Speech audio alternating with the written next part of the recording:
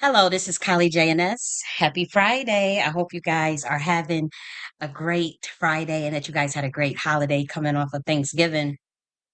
And so we are here to discuss more protocols from the NACD order relating to new election guidance, as well as criteria for like voting and whatnot. And so, again, we're doing political philosophy.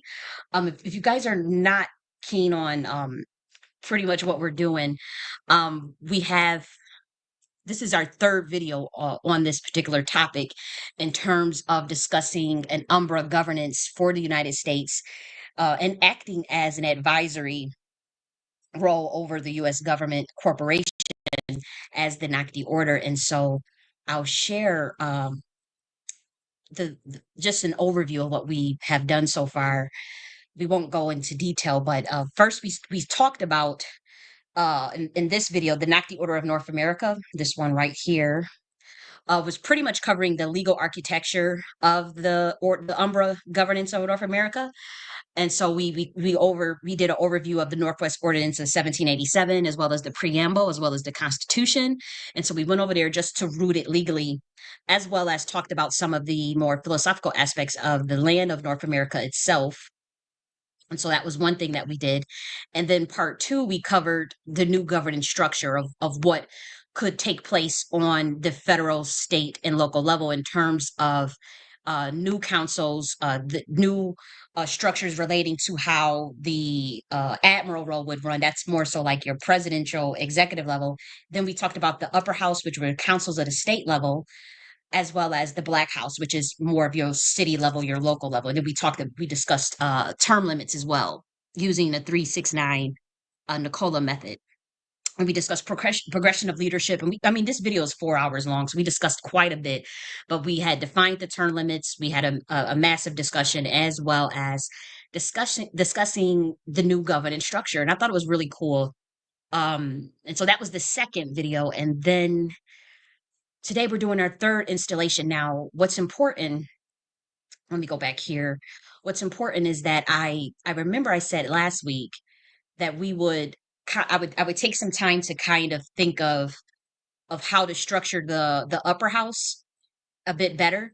And so we're not going to go into detail about governance structure in this video, but I do want to say I do think the proper protocol would be to transform the current legislative branch with uh the structure of the upper house. So that's your regional sphere. I do think that it should still be based on populations of each state, ideally, but it has to still end in the even number as it relates to the council of elders,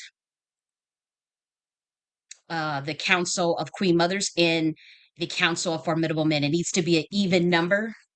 For the Council of Elders, it need to be an even number of males and females. And for the Council of Formidable Men and the Council of Queen Mothership, that also needs to be even numbers across the board, regardless of population representation per state. You can get it close to whatever state the current numbers that you have now in terms of the in terms of Congress. You can have those same numbers, but when you restructure it out based on the upper house, it has to end in an even number, but it can currently stay as it is, as well as each state should still have a chief state commander, which would be the role of acting as the governor. And so that would be the upper house. And so I remember I told you guys last week in the video that I needed to take some time to really carve out whether each state should have an upper house or whether it should just be, like the way the current legislative branch runs. And I do think that for the sake of confusion and for the sake of the transition, that it should still stay the same, but the branches, the councils of the upper house should all be an even number of male and female, as well as an even number in general, regardless of population. And I'm just making sure to double check because we do got to go and move on because we got some things to discuss. And on top of us discussing like the election cycles, we do want to discuss DOGE and efficiency and some things that I have on that. Just a fireside chat of the current state of like what's going on with the incoming administration, the current administration, whatever. Um, So I'll discuss that as well.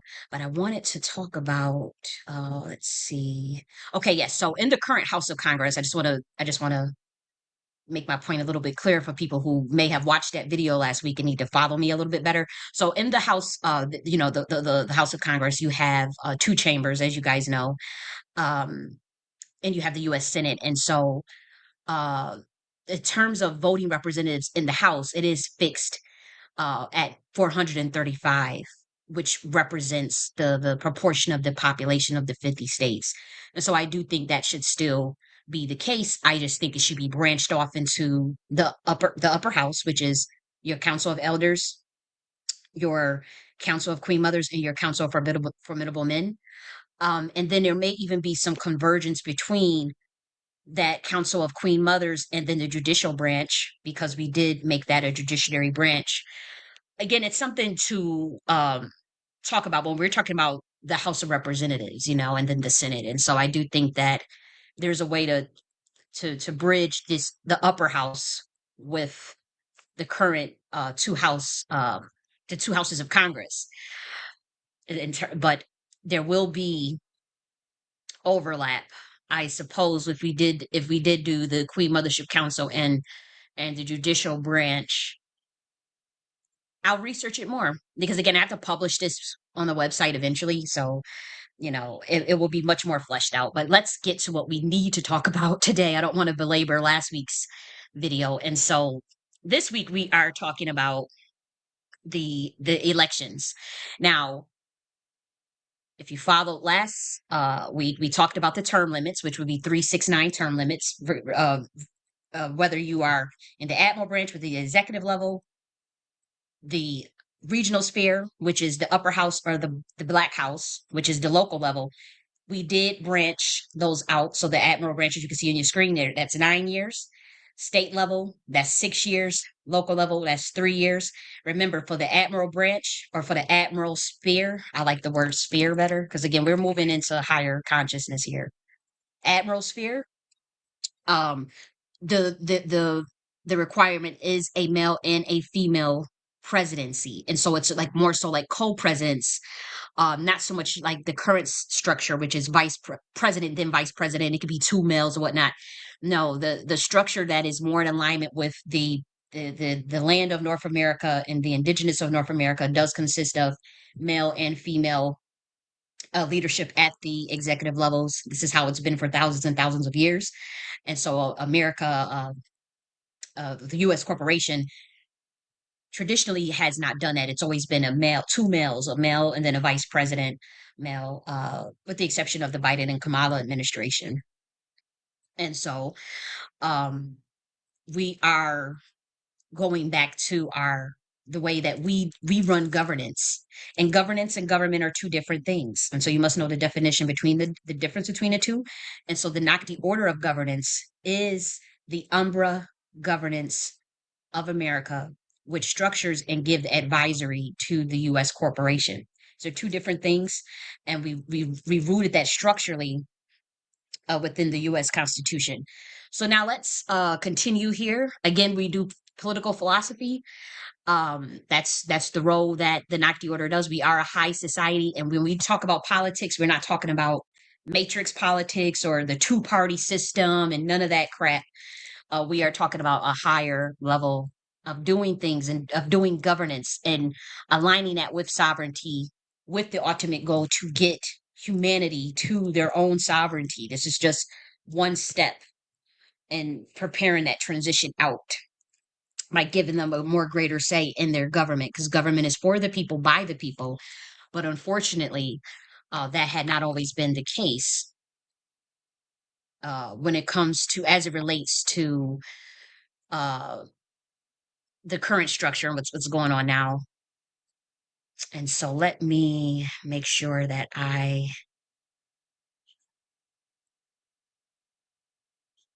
okay, I just needed to change some settings on here. So let's go. So the staggered timing of like the 369 method, it enables the public to focus on each sphere individually. Okay, so it enhances voter education and engagement without election fatigue. Okay.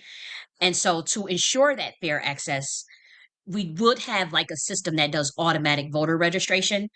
You can opt out. I do think it should be optional, but it should be something automatic voter registration that could ideally partner with current major corporations that require, say, a sign up. So I'll give you an example. Let's look at Amazon's Prime membership and how the way that they integrate, certain aspects of them of their interface, even with the ability to use Snap-on for if you're say you're shopping for groceries or something. And so I do think that a simple, opt-in of automatic voter registration that is very easy, which is on in alignment with what say would be in say a system like Amazon already, where say for those who say so those who use their benefits, they're already in the database. And so something like that, I think it maybe Instacart could also be another bridge, because we're talking about the bridge between the oligarchy and the people, and how the oligarchy needs to look after the people. If this is such an entrenched system that is so above the pay grades of what anybody such as myself or anybody else can do, it needs to be a demand by the people that these corporations work for the people as well. Same as with the shadow aspects of the government and the monarchy and the structures that hold them up as well. I'm speaking in code here for those who can read between the lines. But yes, interface where you could do automatic voter registration. I think that's something that BlackRock should get on in terms of thinking of, like, again, your current interfaces that already would have database. Again, it has to be fair. You cannot encroach on people's privacy. But if they want to do automatic voter registration, I do think that there needs to be some sort of bridge on databases that already have big data. Amazon being one of them. Instacart, places I would say that have an interface to integrate.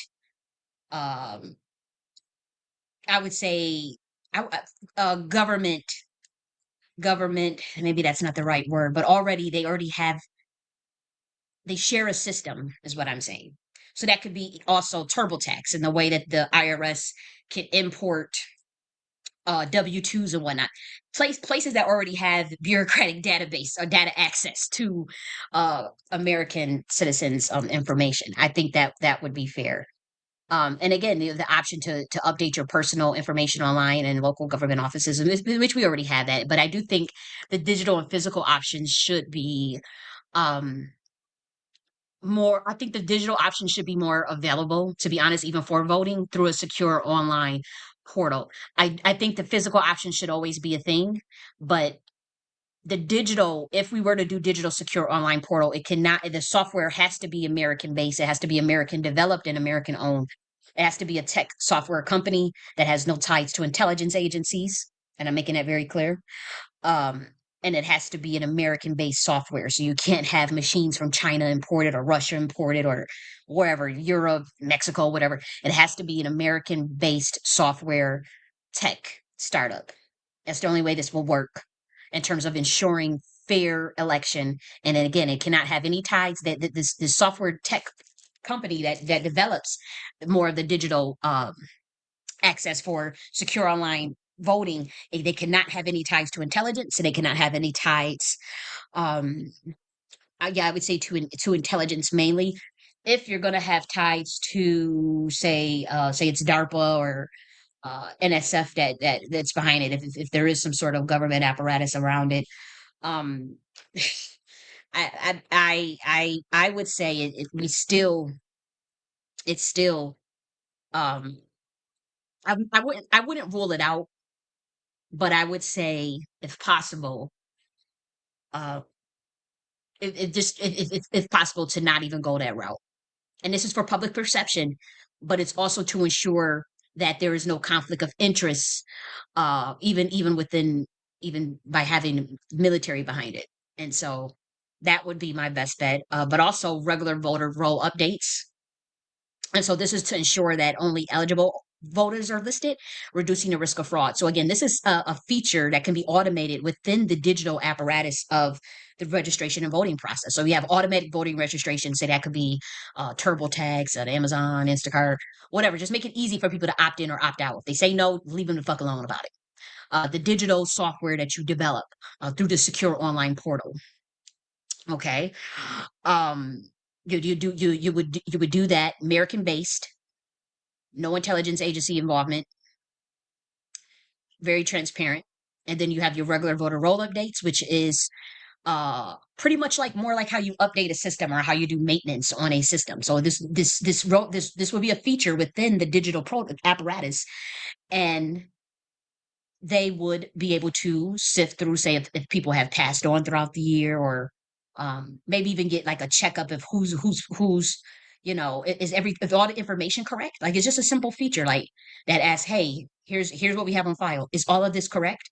They can look through it. Okay, we have the date, the address where you at, probably what your voting station or your voting preference, whatever it is, and then you press select and or confirm or change, and then you move on. And it's very simple. And so that is what I would recommend as the think tank. Again, not the order is it is a high society, but we also function. One of the functions is as an idea generator and think tank. And I mean, we have pretty good damn ideas that people steal, that people use legitimately, that institutions use, and so we'll go through that. I went through that actually in my last video, proving how like like a lot of the things that I say that unfortunately get written off by it's a group in my community that I think they had decided to blacklist me to cover for a person.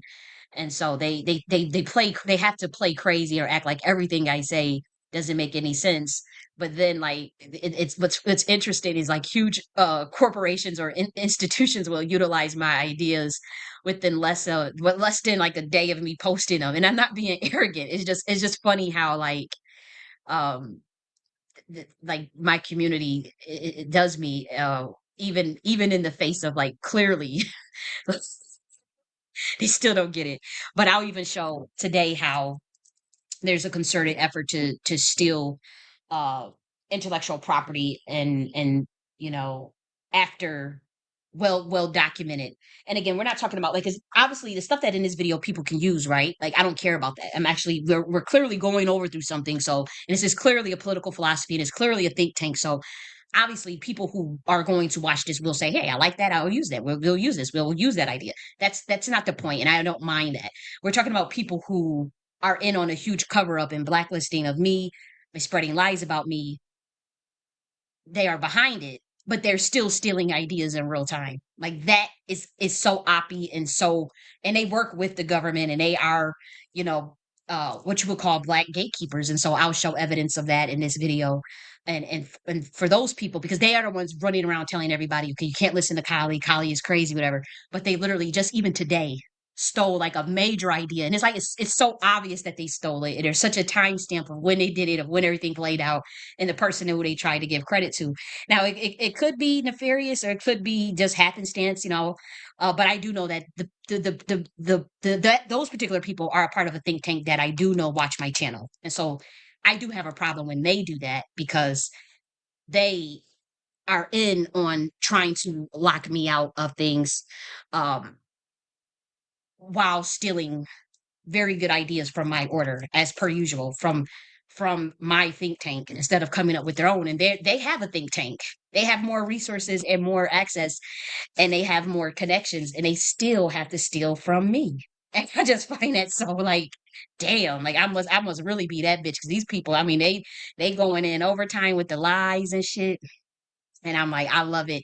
But, I know how this will end. See, they don't know. They don't have clairvoyance. And so I know how this will end. And again, anybody that is on my side as that, or even if you just neutral, you just here to learn ideas and learn to be, you just a high level motherfucker that just like to learn and carry on.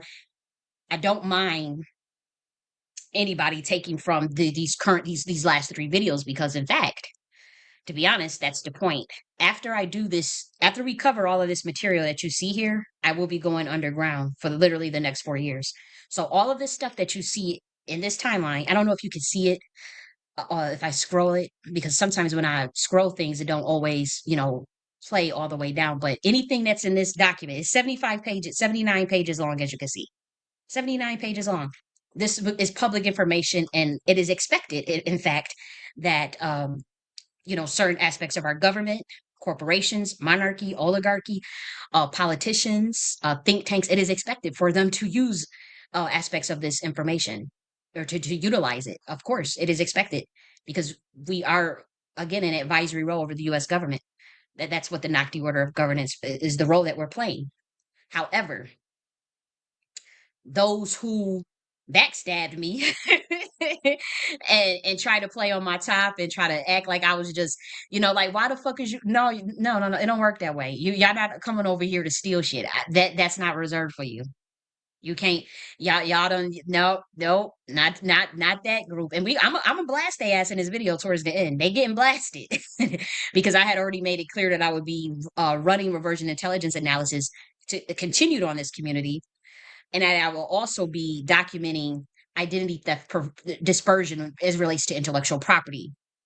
And so I had already put that on notice that anybody that does it will go be publicly blasted. I already had said that with documentation and timestamps. And for this one, I didn't even put the recorded evidence that I have publicly. I didn't even do that yet. But I'm only doing that because I have to protect myself, because I'm dealing with a behemoth of people who would seek to undermine me. Again, that's just typical COINTELPRO. I'm not complaining. I signed up for this work. I know what I got into. I'm not shutting up. I'm not selling out. And so I gotta eat that. People gonna say make up shit. It's all good. But I have to counter that as well.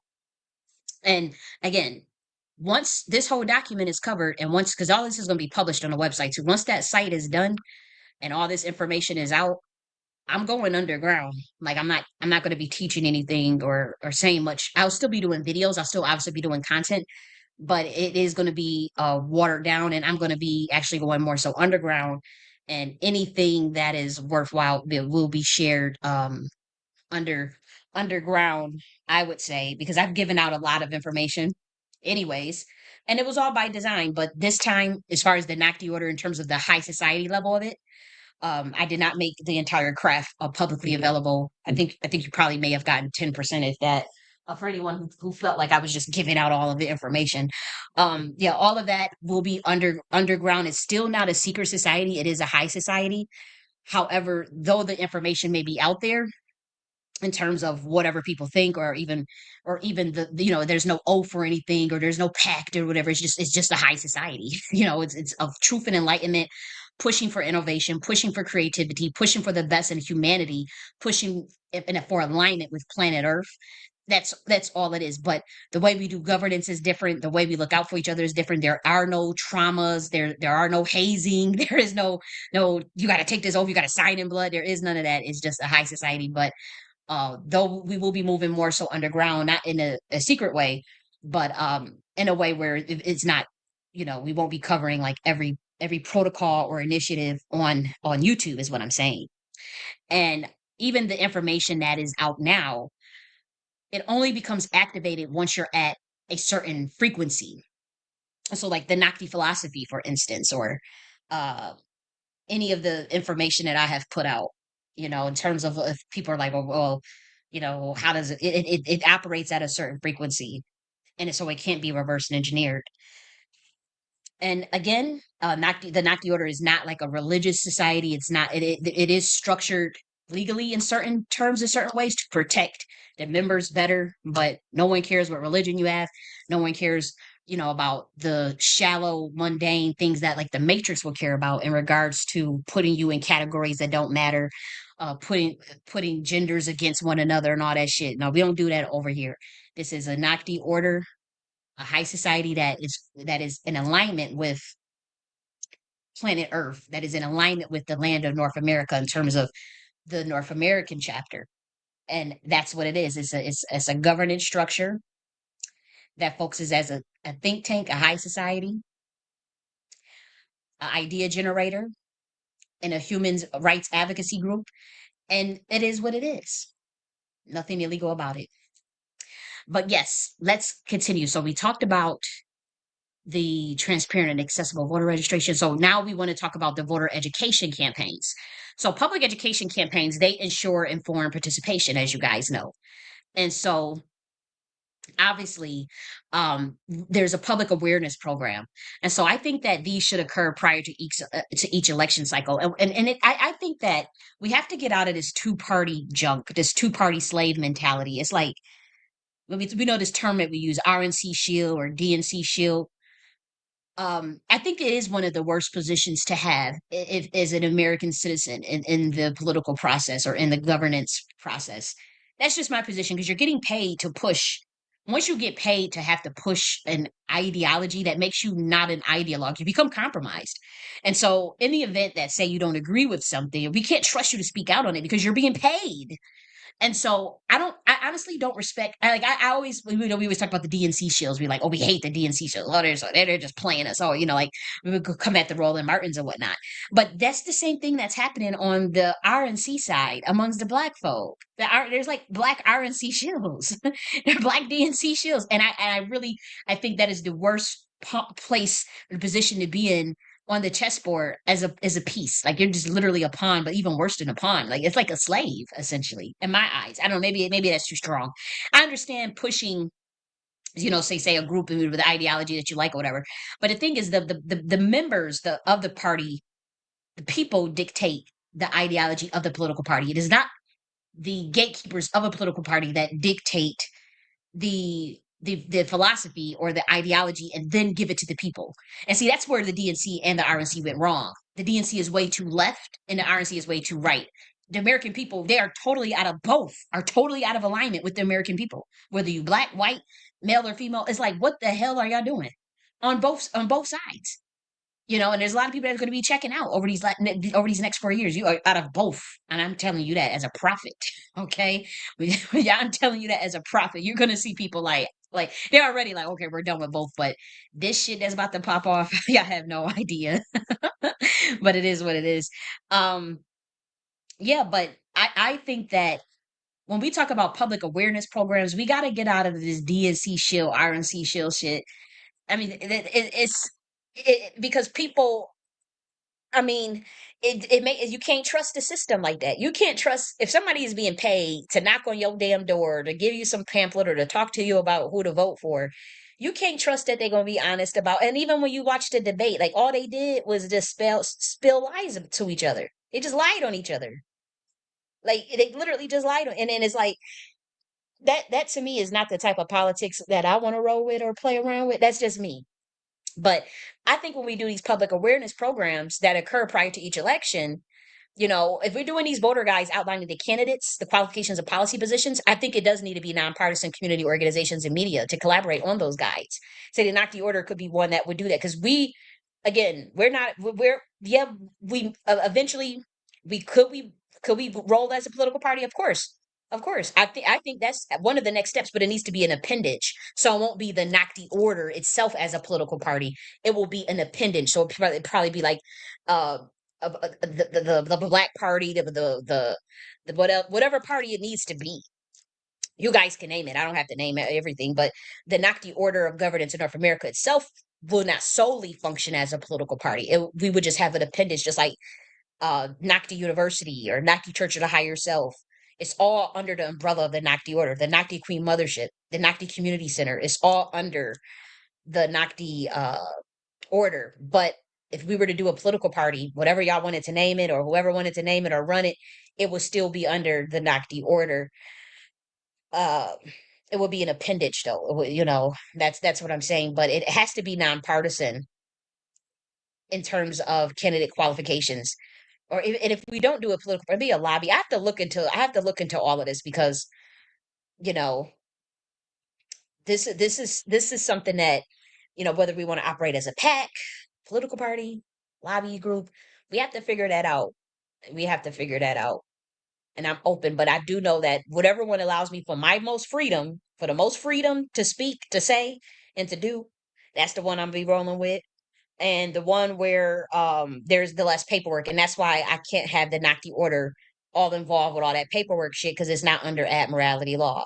Only the appendages can be uh under uh admiralty law, but as far as the Nocti order, that's under de jure law, that's under universal law. It's as simple as that. Now, again, this public awareness program, nonpartisan, any nonpartisan community organizations that have these voter guides that outline the candidates' qualifications and policy positions. So, of course, the two-party systems or the different parties, they can still list the candidates' qualifications and policies on their website, on whatever, but as far as the voter guides and I do think that there needs to be more nonpartisan in that public awareness, because leave it up to the two parties, they're going to sling mud and lie on each other. They'll just lie. They'll just sit and lie on each other. And even and in the RNC shills and the DNC shills, they'll lie and make and reduce the whole process of public affairs of the nation to such a low level with all the mudslinging and with all the name calling and all the lying. It gets too low level to engage it. And that's why the American people check out. That's why the American people are tired, because they don't want a bunch of bullshit. They want to know, okay, you're calling yourself the government. You set up this system and said that we got to abide by these laws as a law-abiding citizen. Okay, but we need to know what the fuck you good for, what you about, and what you about to do for our people, how you about to make our lives easier. And that's all that matters to Americans. And if you give them something, they'll give you something. If you look out for them, they'll look out for you. It's as simple as that. That's just human nature. It doesn't take a rocket science for the government to understand that. So I don't know why y'all playing games. I don't know why y'all playing games with these people, man. And the DNC, they horrible. They out the paint. But I'm telling you, the shit that this RNC is shit that these motherfuckers is pulling is not much better. And it's too early for everybody else to see it. But me, my mind is trained differently. I can see shit like way before it happened. And I can tell you, they ain't gonna run this shit much better than the way they going if they don't get their shit together. They got a chance, but both sides are just consumed with power, man.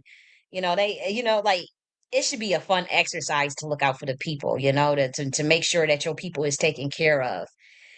And that's how I see governance. Just like, okay, we looking out for our people. We're making sure the people are good, they eating, they happy, they working, they productive, they taking care of our infrastructures. The culture of society is good. The ideology of society is intact. We don't have any of these things, and it's like we don't even have people that actually care, because everything is about power and you know Masonic stage theater or just bullshit. It's like it's so frustrating, because it's like you know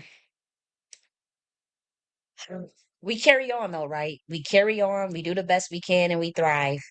And also another thing I was thinking of is like community forums and debates, like not just like you have the presidential, the admirals debate or whatever, but imagine the head of the RNC and the head of the DNC, they need a motherfucking debate too. We need y'all, since y'all want to roll like a gang, we about to be gang up in this bitch. We need to see more debates. We need to see debates of why we should even be a part of a political party. We need to see the Libertarian, Green Party, RNC, DNC, all of y'all heads need to debate each other. Throw me in there to the Nocti order, the Nocti party. We all need to debate motherfucking each other on on a public forum, just like how the admirals need to debate. That would be your presidential level. Your vice, your presidential level. The male against the male, the female against the female, or the male against the male, whoever's running. For those that's still in the two-party matrix. But yeah, I'm like, no, we need to see the heads of the DNC and the chair of the RNC. We need to see y'all debate too. We need to put y'all on the spot. Y'all the one that spend all this money to get these candidates in there. But we need to know what you about too. We need to know what we support and why should you have members of a political party? Why should members join your political party? And that's what the American people need to start to think of. And I know somebody going to take this idea and run with it, and I hope they do. But yeah, why should we join your political party? 2028 debates. The Democrats, RNC, Libertarian, Green Party, watch you crush that third party. You crush that two-party system in a heartbeat. Once you get the other parties to speak on, you see Americans flock. And that's probably why they won't do it. But if somebody was a maverick, like a real maverick, they'll do that shit. Like I'm serious. Like these old ass investment hedge fund niggas, y'all need to really have a maverick in this bitch. Y'all need to stop using that blackmail over each other's head to lock each other out, just like how y'all did Trump. Y'all think I don't know that, but we know what y'all did. Um, yeah, we need mavericks. We need people that's gonna shake up shit. You already know after 250 years what usually happens to an empire. You want what, year 248? Y'all better be careful. Y'all better be careful thinking that you want to stick to the tried and true and status quo and think you're going to time loop or go back and do this and lie and deceive and cover up stuff and not be for the people and be selfish and be greedy. No, them days are done because we moving into a whole new earth, a whole new paradigm shift. Everybody can feel it. It's trickle again, it's gonna trickle down to the matrix. You're damn right. What levels are already doing, what dimensions are already doing, it's gonna trickle down to the 3D, 4D, the little 3D shit y'all got going on down here. You're damn right it's going to. It has no choice but to. 'Cause that's how interdimensional travel works through your consciousness. That's way too deep. I ain't trying to go all into spiritual quantum entanglement. I'm just telling you how it is. And so, yeah, I do think that these hedge fund companies, these bloodline families, y'all gonna have to come up to motherfucking speed. Y'all really are. And have them debates about these different political parties. Why should they join? And you will see. You know what I mean? Just the new emergence. There's wisdom in numbers. There's wisdom in the crowd. Most times. Yeah, people could be brainwashing this be, stupid. But when it comes to Americans, there's wisdoms in the numbers of Americans. Oh, you better believe it. That's why they shadow ban so much. That's why they censorship so much over here. And they had this reputation that the American is just so dumb and all this.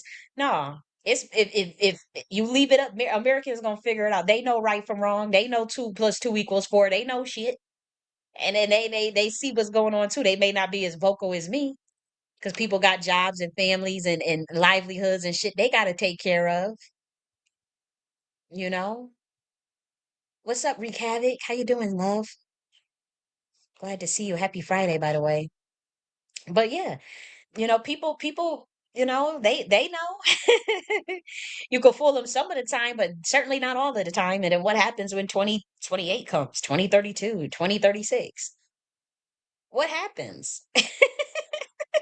It's like, what's the plan?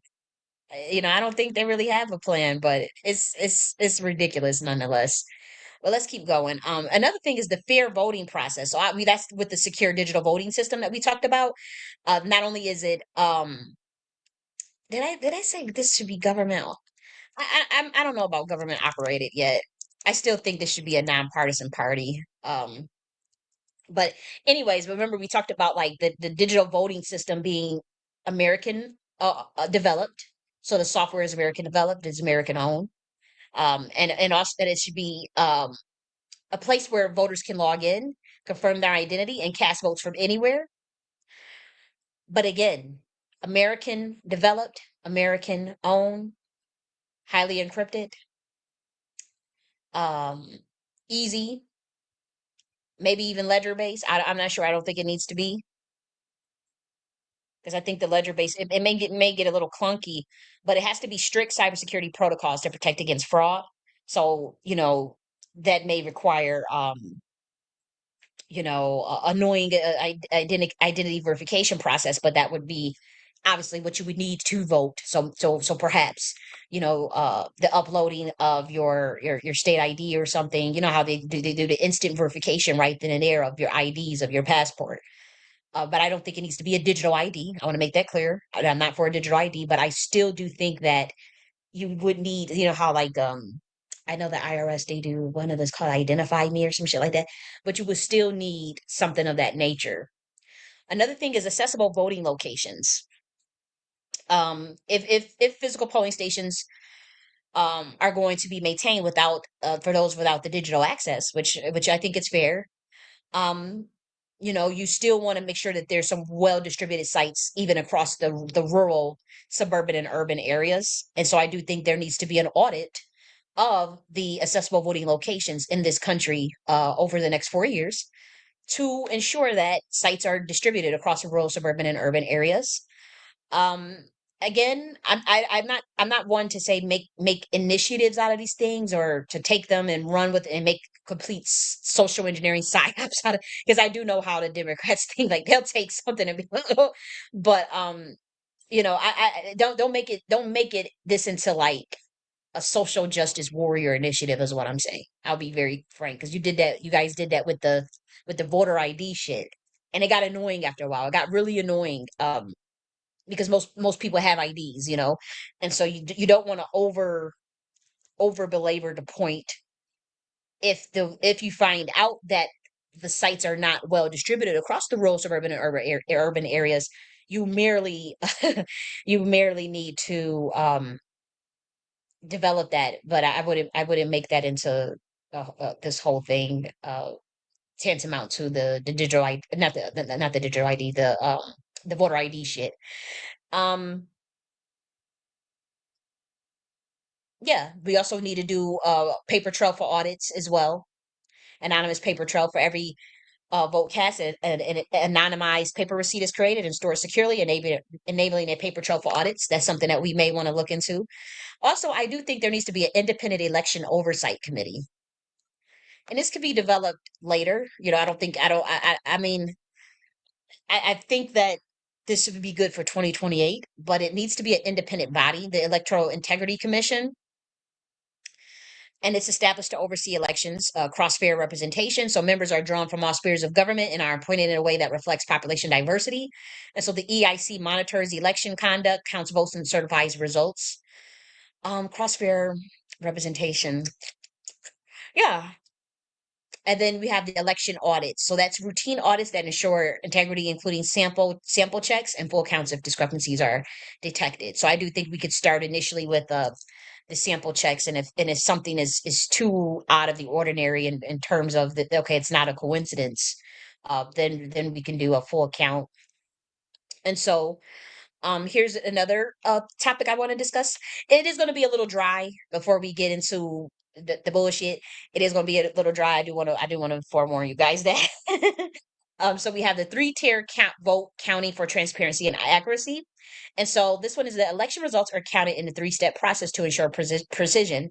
You have your initial counts. Your votes are first tallied digitally um, from the software as well as the local county centers, and then submitted to the EIC.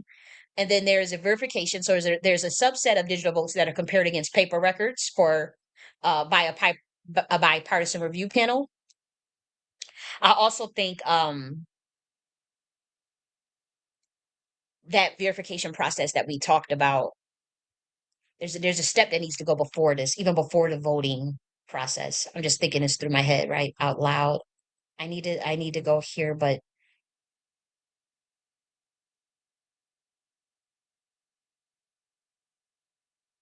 this one, no, this one. Yeah, the digital voter roll updates should be the step before. So would that be a fourth step then? Because you want to get the update first. And I'm just telling for anybody who decides to develop American-based voter software. You want to get the regular voter roll update just to ensure that the eligible voters are listed. You know, like say that's the question of is all the information correct? Did so and so pass on? Did the person that those type of questions? Just an automated feature, I would say. And then you want to go into the initial count. That's the digital software or the local county centers. And I do think that maybe you can even bridge the local county centers with the American-based digital software. I suspect that there can be a connection between the two. Then you want to do the verification, which is a subset of the digital votes compared against paper records, and then final certification. And so I don't know if the EIC should verify the results. I think that solely. I think that they could do it, but I also think that the software needs to be precise. Now we're talking about maybe even an AI element of part of maybe even some predictive analytics. Um, but certainly I would say a AI component perhaps that could do also accounting of the verification. So we have the EIC, you have your humans that do this will be the EIC that verifies the results.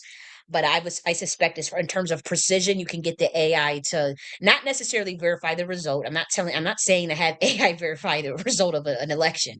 What I'm saying as far as the counting, the precision of the counting, in addition to the other mechanisms, you don't necessarily you can have probably a different algorithm. You know what I mean? A different county algorithm. So you have, your formulaic algorithms that are probably coded based. Then you can have, the AI component, and then you can have just the objective count from the votes itself in the digital software, but then the EIC, which would be your human eyes, uh also being able to verify the result. Maybe they can even be the last part of it. You have to be some, there has to be some sort of comparison, I would say. At least 3 points of comparison. And so that's where your algorithm, your AI, and your EIC will come in. Okay, so you have the public access to results and audits. Publish results. You talking about gaining American trust again? You better listen to what I'm saying. You want to publish the results of the audits.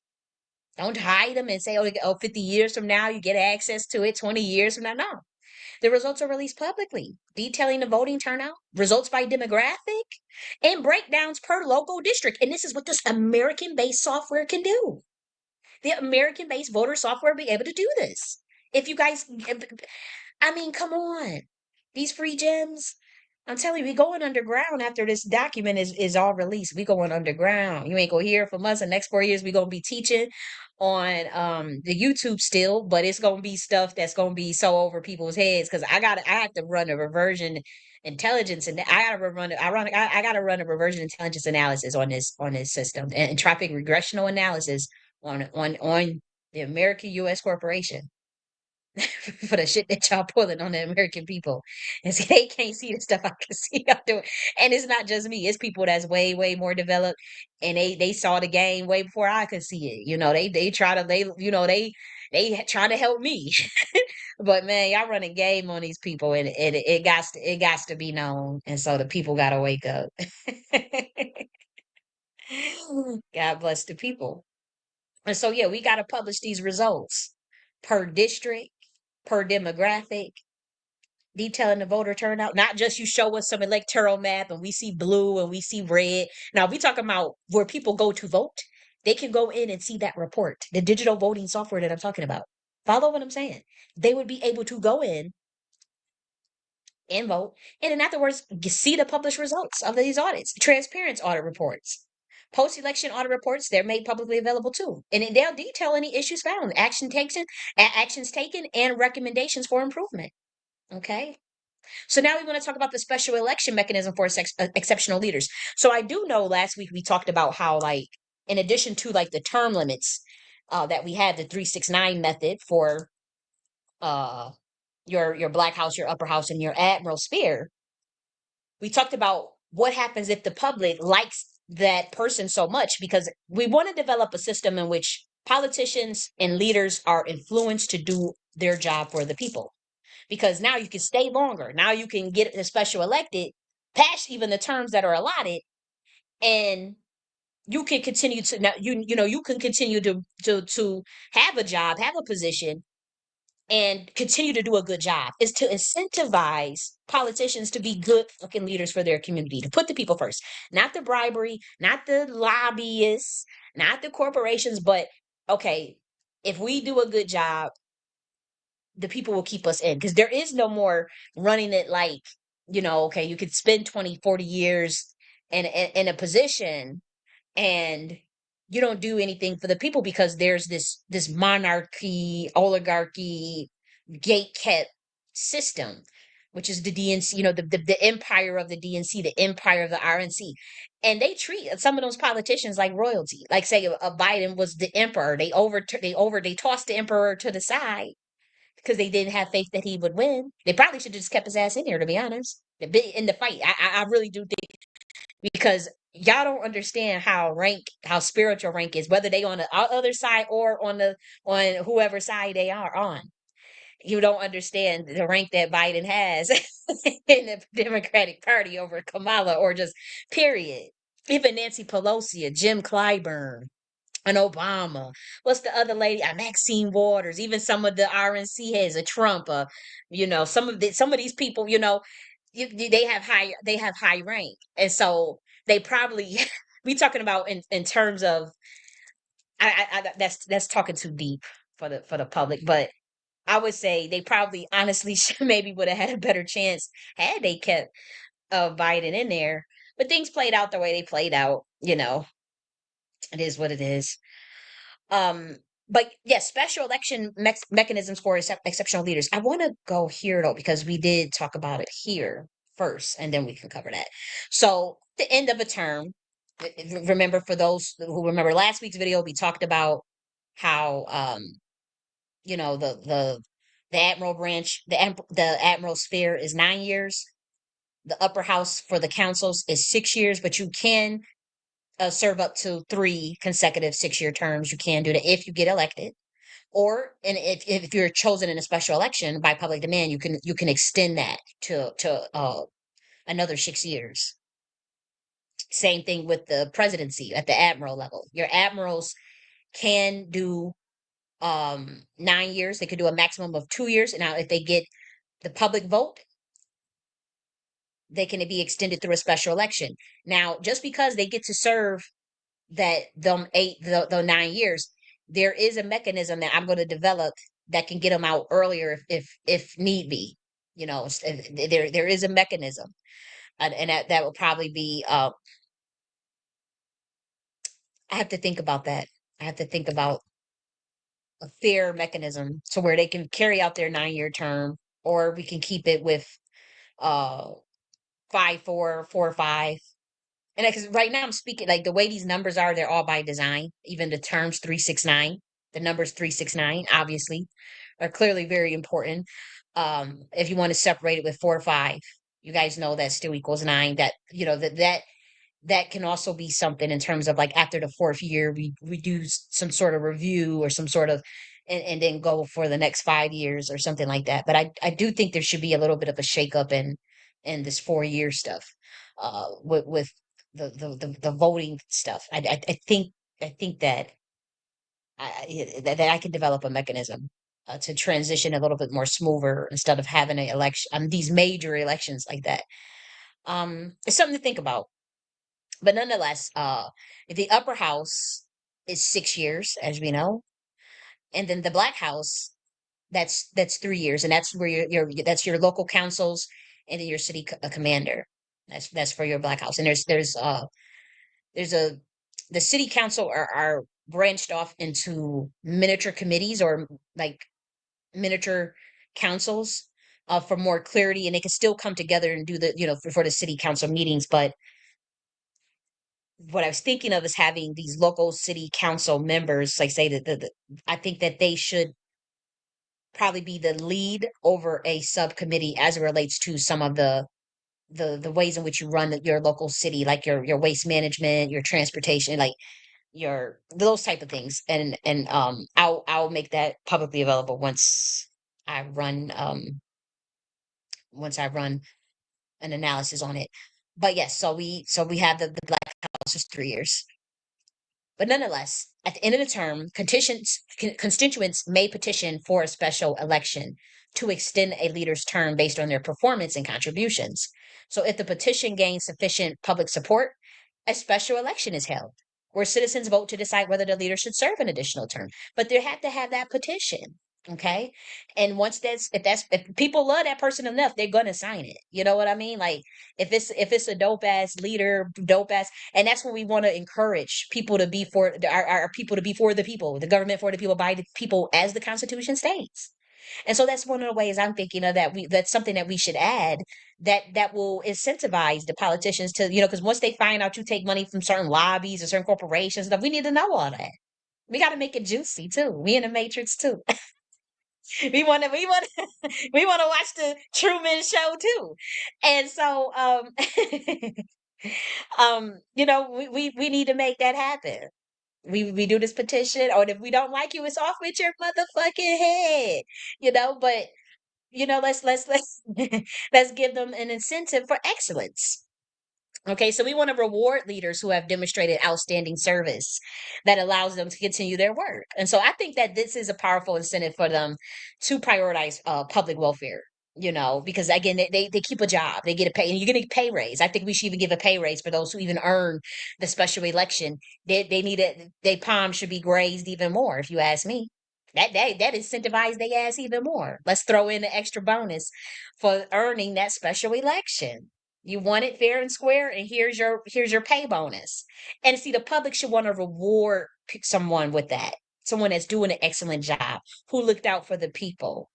You know what I mean? And I think that's something we should do as American people. Yes, I do. I think that is something we should do. Now, there should be limitations on special terms. Again, it's only one additional term, okay, through the special election per sphere. That's your Blaque House, that's your Upper House, and that's your Admiral Sphere. I keep saying branch. I don't want to say branch anymore. I want to say sphere. So this ensures fairness and prevents any single leader from monopolizing a position indefinitely. So it's only one additional term. But I think it's dope, you know? I think that's dope. And so this term limit and progression system allows for the structured growth across governance levels, while the special election mechanism enables communities to retain leaders who exemplify dedication and effectiveness.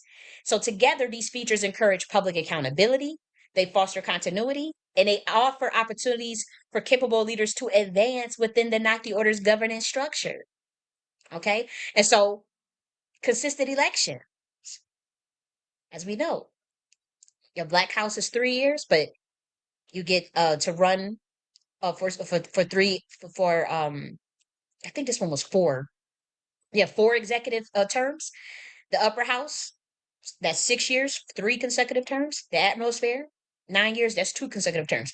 Now, what I'm thinking of is that the public also needs to have a say. And so, as far as like the consecutive terms, I do think that the public should vote on that or have a say in like how many executive terms. I think the 369 should stay for metaphysical reasons in terms of governance over the land of North America. But the consecutive terms, I do think should be agreed upon with public support. That's just my opinion.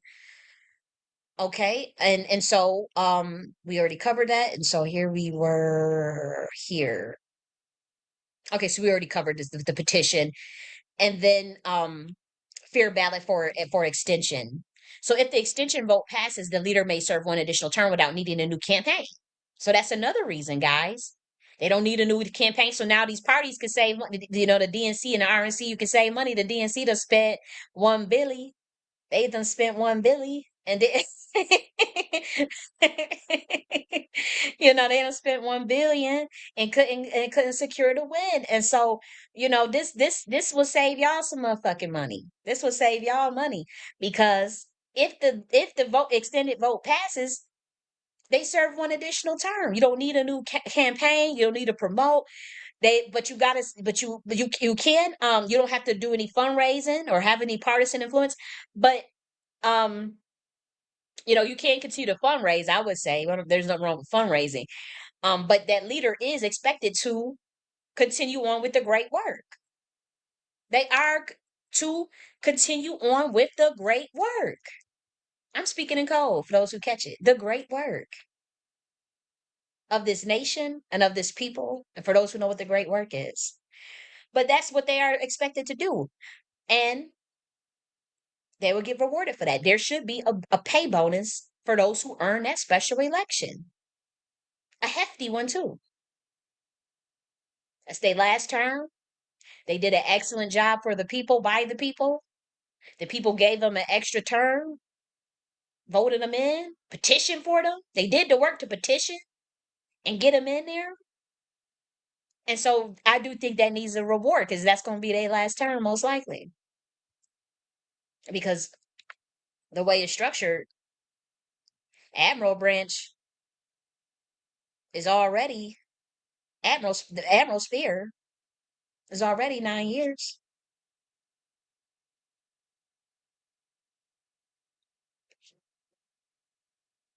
It's already 9 years, and you get two 9-year terms. That's 18 years. That's more than enough.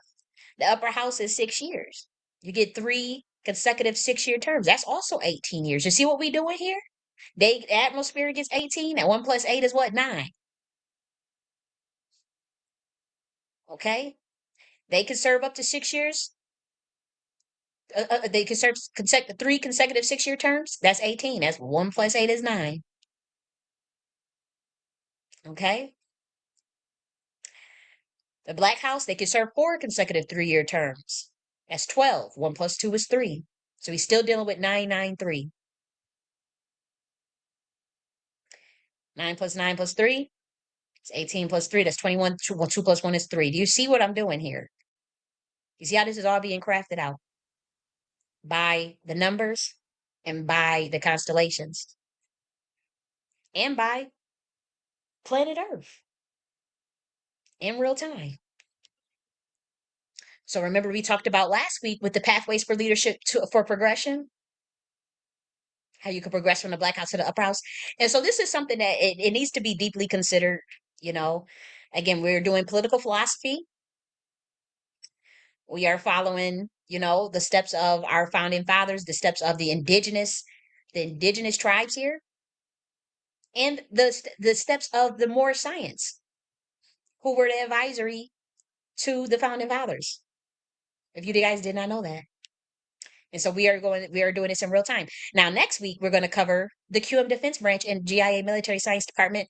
And we're going to be giving, advice to our armed branches, our U.S. of a branch, armed forces. Okay. And again, this is advisory. I would like to do this, in a private way. Again, this is after this stuff is all published, we go in private. After this stuff is publicly, at least you know what we about. We got to cover our policy issues, what we care about.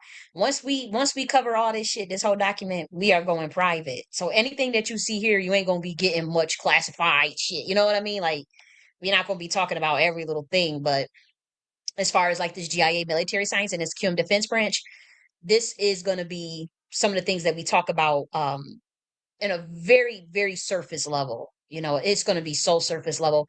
Like, this is nothing that would jeopardize national security. And if it was, I wouldn't even. They have access to this damn document probably. Uh, there's nothing on here that's like, oh my gosh, like. But nonetheless, it's still some pretty cool political philosophy stuff to discuss, and military science. I love talking about those type of things, and so we'll cover that next week. And so we'll start with the GIA Military Science Department. That's the Galactic Intelligence Authority, and we'll discuss that. And then we'll also discuss the QM Defense. So that's the Queen Mother Defense Division, and this is where all military branches of the United States will fall under eventually the Umbra governance. I'm not even like, this bitch is crazy as hell. But nonetheless, we covered that, and now I want to talk about DOGE. DOGE. That's the Department of Government Efficiency by Musk. I want to cover that. I want to also make sure my sound is good because I know we covering some kind of heavy stuff. So let me make sure that everything is good. I see you, wreak havoc. Okay, so that's good. Sound is good. Okay. And so now I want to talk about DOGE. Okay, so this Department of Government Efficiency thing. I just want to just read something to you guys and ask yourself, does this sound like government efficiency? And so what they were trying to do was make it mandatory for the government, for federal employees to end remote work. And they pretty much want to make those who work for the government, you have to come into the office. You have to come into a physical building that is leased or rented, and sit and you gotta waste car gas. You gotta jump in your car, drive for knows what, using gas money. You probably got to go to Starbucks and get a coffee or whatever. You're wasting money. Go and physically find some parking and go into a physical building that is leased or rented to go to work. And so this is what is considered government efficiency, for federal employees to have to go into a physical building instead of remote work. One would argue that remote work is more efficient. I mean, you cut on the building costs. You literally cut on the building costs of the rent of the supplies and your office supplies, your expenses, your COGS, your cost of goods sold, your I mean, you save on your expenses. Like let's be real. Anybody that is Musk is a CEO, he gets a P&L statement. You have to list your expenses. And so the federal government has to list its expenses of its buildings, the rent that it pays. But for some reason, they want to end remote work and force people to come in to telecommute. I mean, to force people to come into a physical building. That is anything but efficient.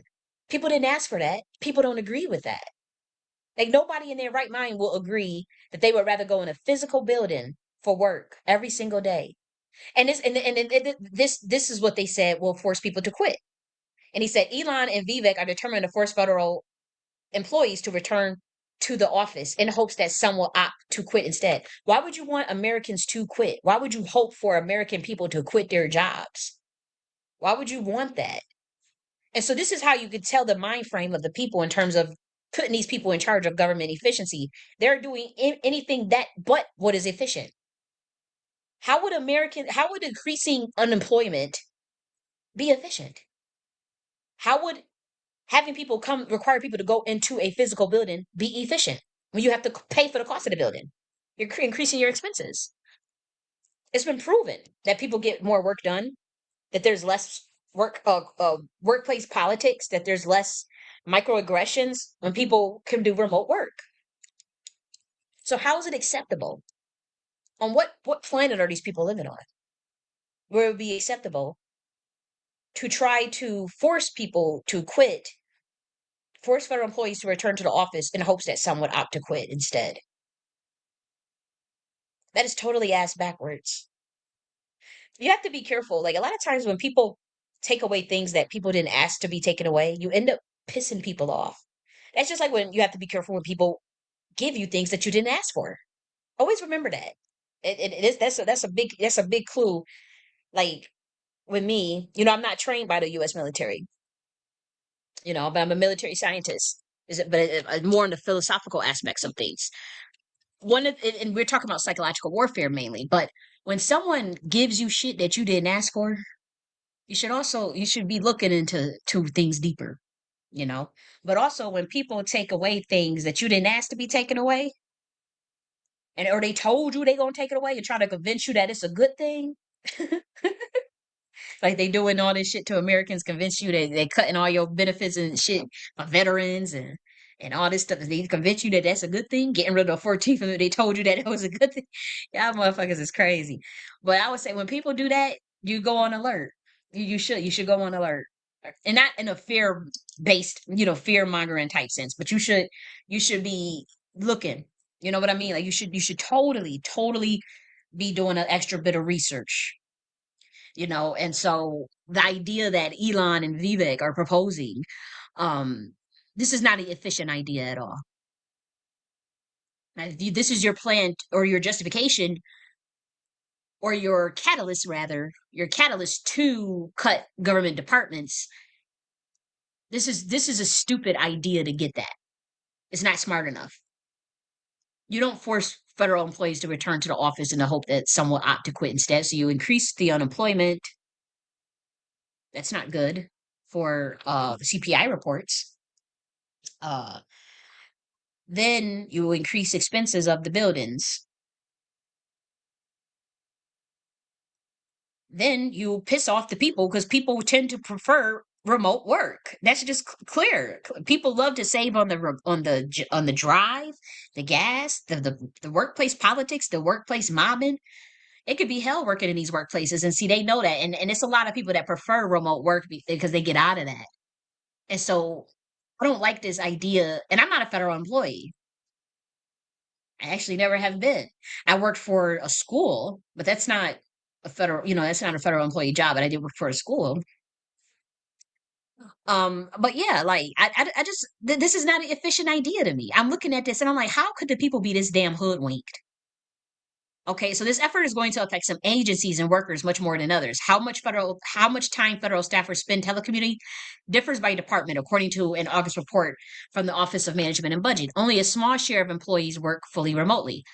Musk and Ramaswamy whom President-elect Donald Trump named head of, okay. Requiring federal employees to come to the office 5 days a week will result in a wave of voluntary terminations that we welcome. If federal employees do not want to show up, American taxpayers shouldn't pay them for COVID era privilege of staying home. Yes, they should. Inflation is a bitch. Homes have went up. What do you mean? If they are working, they're just at home. What is the problem? What do you mean if they don't want to show up? Show up for what? To a building to look at each other? They're working at home. Why are you saying it as if a bad thing? It's like you demonizing a motherfucker that work from home. Taxpayers shouldn't pay them for COVID era privilege of staying home. They know it's a privilege, and so it's a good thing. And it's like y'all don't even see how y'all get hoodwinked. Like it's like I was trying to warn people 3 weeks before the election that that something was off. And I know people thought I was trying to sabotage or be mean or just be disruptive. I'm telling you, this shit that I saw 3 weeks before the election in the spiritual realm. I'm like, damn. It is what it is. I mean, you have to just let things play out. But like shit like this, it lets you know something. And this is nothing compared to what I've saw. I just don't want to burst people bubbles yet. I just want to. I don't want to be the negative Nancy right now. So I just kept a lot of my shit to myself. But I'm like, damn, this file I'm sitting on. I'm like, man, it ain't looking too good, y'all. I'm like. And I'm not talking about a black white thing. I'm talking about he's like this is American people. Of course, my people bear the brunt of it, but I mean, like this shit that they got that they trying to do, you could tell they trying to keep something on their last leg, and they thought they had a lick. They thought they had a lick. Y'all would have, y'all should have just came clean, and y'all should have paid my motherfucking ass. That's what you should have did if you wanted, if you thought that you, I'm speaking in code, but now that I know what the game is, I'm like, oh, y'all gotta eat that. Y'all gonna eat these next 4 years just like how they ate the DNC ate them last 4 years. Get shit done. Y'all out of order. But yeah, I don't think that this is a smart idea. Flex work arrangements existed before the COVID-19 pandemic, though they vary by agency. During the pandemic, many departments allowed more staffers to telecommute, though about half of federal employees continued to work fully in person. When the public health emergency ended in early 2023, the OMB directed agencies to substantially increase meaningful in-person work at federal offices. Da, da, da, da, da. Just under half can telecommute. And I think they should continue to. And then say we're going to force them to quit their job. Why would you want to force someone to quit their job just because they working from home? See, look at this. At the Department of Agriculture, 81% of the roughly 83,000 telework eligible employees, working hours are spent in person. Damn. But at the other end of the spectrum, Treasury Department staffers who are eligible to telework spend less than 36% of their time working in person. Wow. Housing and urban also clocked less than 40% of hours in person. I believe it. I'm telling you, most people, if they can work at home, they gonna work at home. They may come in maybe like once a week to keep the social life aspect, maybe they'll come in once or twice a week. But if a motherfucker ain't gotta come and deal with all these other people's energy and all this, forcing people to look at each other, paying rent for them high ass buildings and stuff, that doesn't make any sense. The American Federation of Government Employees, the largest. Okay. The questionable cost savings.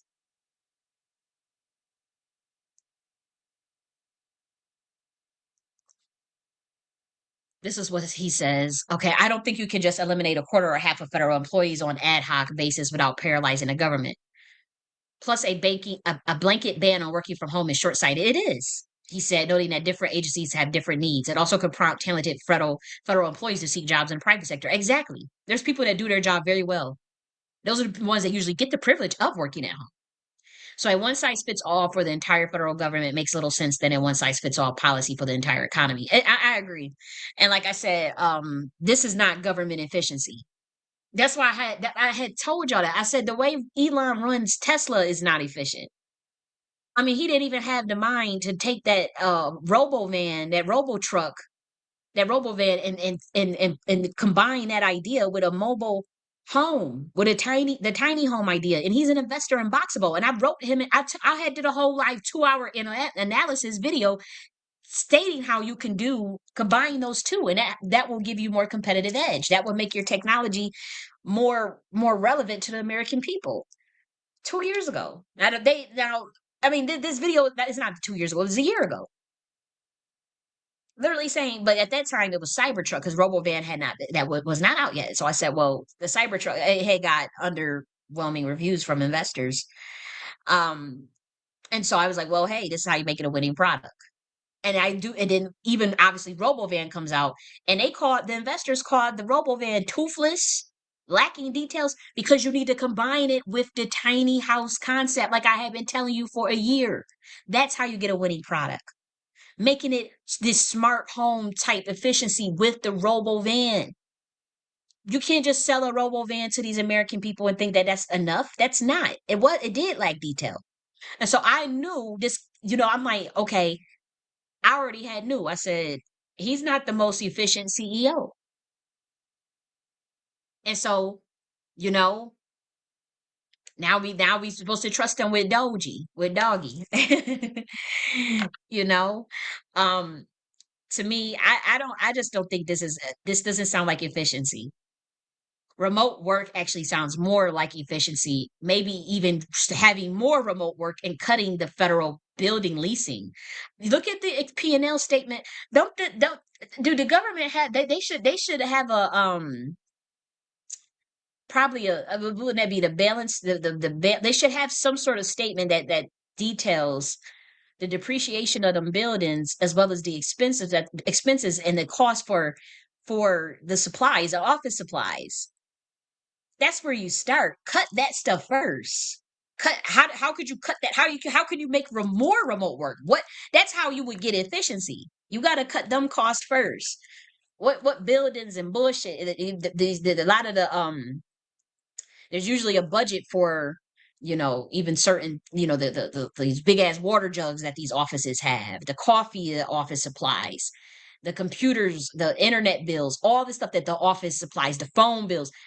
That's where you cut first. How do you get more remote work? Would people being able to buy their own equipment, headphones and their own laptop, and whatnot. That's where you cut. You could probably even, I don't even want to say that because I don't want to fuck up people's money. Because now that it's remote, you know, oh, I don't want to say that because I'm for the people, so I'm not going to even say that. But there's other ways to get it too, but I ain't gonna give y'all that idea.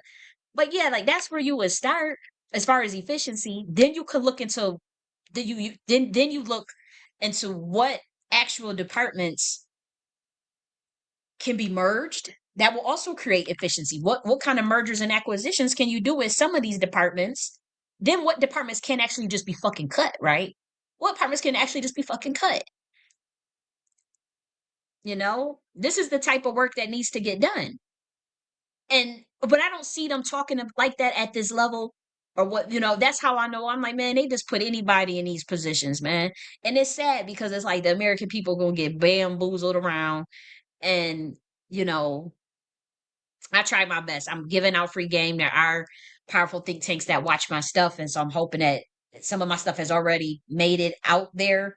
And so I'm hoping that somebody goes and pass off this idea to them as far as starting with cutting getting a tally on the depreciation and the expenses of all of the government buildings, then the office supply expense, get a number of that and start cutting that, create more remote work, then do a tally on what things could be merged and acquired of certain departments, governmental departments, if possible. Actually, it's not if possible. If I can sit down, I could probably sit down in a week and craft all this stuff out. Like, oh, I can know which ones, very quickly. Then see which ones can get cut. You don't want to just cut with fucking with people's money and fucking with their jobs and stuff. Like, you don't just start there. People didn't ask for that. I'm telling you, when you start doing stuff that people didn't ask for, they gonna be off with your motherfucking head. And so you got to start the other way around. Then you start to look at what can be merged and acquired. Just like how Georgia State acquired Perimeter, just like how colleges will, Georgia State University had acquired Perimeter College, and made it, 1,000 times bigger. For the department, you probably can look at it as a merger and acquisitions. see what departments can be merged with greater efficiency. Once again, you're still creating more remote work, so you're cutting your expenses and your building costs. Then you start to see, well, what can be cut? Now, if you're going to cut something, you want to make it you want to make those positions that can be carried over smoothly into other government positions. You want to start there first when you start to get to the cutting. That means that your workers can still find easy work very fucking easily in another department or in another. You want to open that up. You want to have a database, that application database opened up. Maybe that's USDA. USDA. I forgot one of them government jobs database. But you want to open that up for the people that have their jobs cut in those departments, and you want to make it easier for them to get jobs in other government departments and sectors. That's why you want to cut stuff that can be carried over first. So now you have to look at the actual responsibilities and roles of the and the similarities. You can get an AI you can develop an algorithm to do this for you. You could probably find a high schooler to develop an algorithm to do what I'm saying, right? You know. Then you want to get a tally the comparisons of which departments have similar roles in the departments that you plan to cut, and if they have, the ones with the most similar roles for other departments that are in existence, then you cut that. That's how you do that. And then you start to look. You scale down, but you want to cause the least casualty. You want to, and that's what we say when y'all want it, y'all ask for this. Y'all wanted to, y'all know what y'all did to me. Y'all ask for this, is what you're gonna get. Because like I said, after this free game, oh, we going underground. We ain't saying shit for 4 years, and we about to watch this shit. Just, but we trying to help people out. We trying to get people a smooth transition. That's why I kicked up so much shit about the 14th, and then we trying to give people an alley hoop before we go silent because, I've always been a protector of my lineage, and I've seen some things where I suspect there are people in my lineage that are just straight being paid to sell out my entire community, and so I've spoken out on it.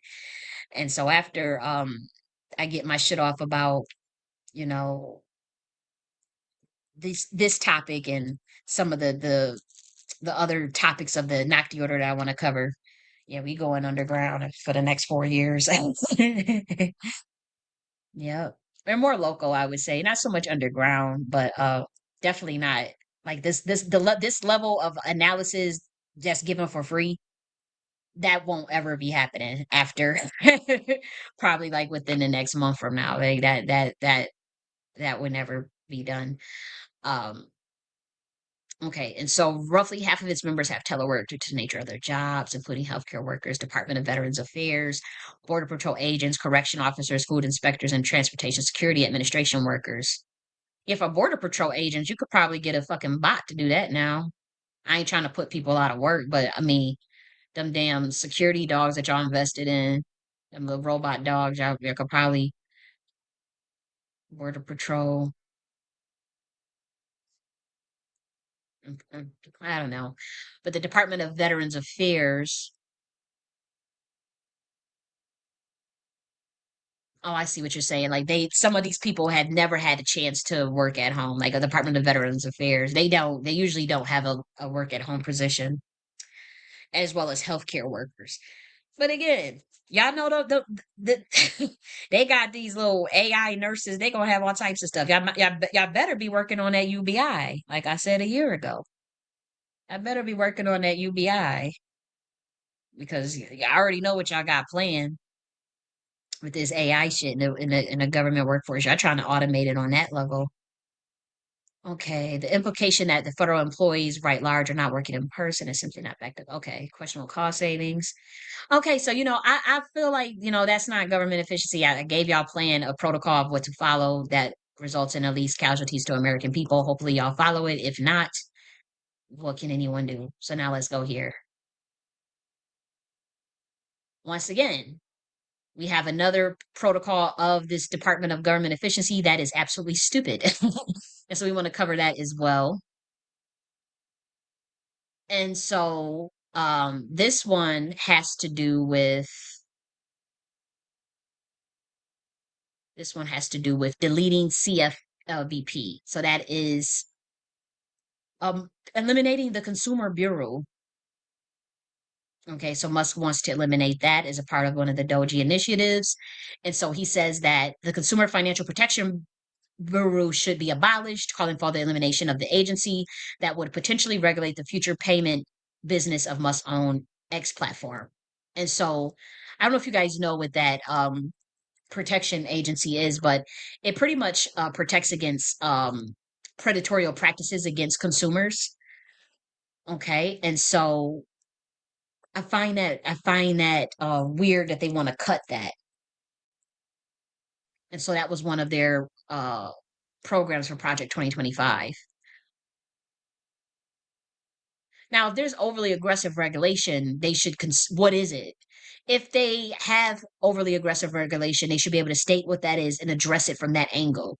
But to cut the program itself, I don't think that that is efficient because again, that is a program that protects against predatory lending practices of the public citizens, and it was developed because there was precisely so much corruption going on and so many consumers being exploited. Okay, so you see it right here. It's a federal watchdog that helps protects consumers from predatory financial practices. It's right there, Consumer Financial Protection Bureau. And this is when you remember when college kids would go, when they would be 18 years old and they would go to college and there would they would go to college and they would be they would be presented with the opportunity to like build your credit and whatnot, and they would be given credit cards. They were 18-year-old kids, 19-year-old kids. No, like when I was like 18, I had got like $13,000 in credit cards when I was like 18, 19. And so, there was a lot of predatory stuff going on, where kids were taking out these credit cards and they didn't know they didn't have the means to pay them. And so they didn't have the means to pay the credit back, and so it will mess them up. And so this Consumer Financial Protection Bureau was to help protect consumers from predatory financial practices, particularly the financial crisis of 2008. you know but they said that it's to terrorize financial institutions. Now now it terrorized financial institutions and but protected the consumers, so they going after them because they don't care about you. They care about, they claim that they were being terrorized, the banks were being terrorized. And this was the person that voted for Trump. I mean, that not voted for Trump, I don't even care about that, but a Trump donor. And so, the donor, the money part is most important, because I don't judge people based on who they vote for. I don't give a damn who you vote for, to be honest. People is cogs in a machine. The system is much bigger than you. So I cannot hold anybody, I won't hold anybody's political party affiliation, who they wanted to win, who they don't want to win. I'm not here to judge a person based on that. If you can judge me on it, that's your business. But to me, that's too low level to vote to judge somebody based, or to hold it against someone based on who they vote for. But it's a little bit different when you give them money. So he was a significant donor, and because you're influencing, and so in that regard, her perspective is that it terrorized financial institutions. And so in what ways, and maybe if we saw that, because he's a venture capital firm. Okay. Okay, so they had a startup called Linda that was a consumer payday lender, and it was shut down in 2018 by the CFPB. So that's why they want that shit done. They want it gone because they came after them. They said you terrorize it. But people said that it was shuttered because they were lying and illegally cheating its customers.